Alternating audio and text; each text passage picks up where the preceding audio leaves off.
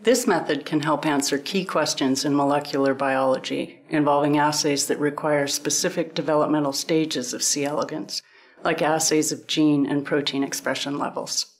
The advantage of this technique is that it allows for accurate and efficient selection of large numbers of C. elegans by body size. This facilitates the use of assays that would normally be time and cost prohibitive. Generally, individuals new to this method will struggle because they can't perform the arching turnover step, or they don't keep solution flow in the center of the mesh. Visual demonstration of this method is critical, as the washing and flipping steps are difficult to learn.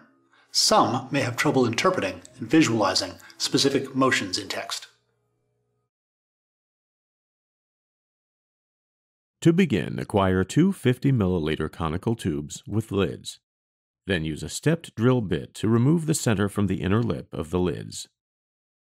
If necessary, use a file, sandpaper, or a rotary tool to clean and sand the edges and tops of the lids.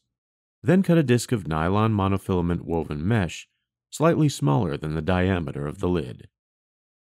Texture the top surfaces of the lids and clean them with ethanol. After allowing the lids to dry, apply cyanoacrylate glue to the top surfaces of both lids. Next, lay the monofilament mesh disc on one glued lid.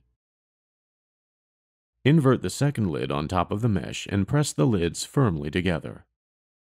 After the first layer of glue dries, apply a generous ring of cyanoacrylate glue around the outer gap between the lids.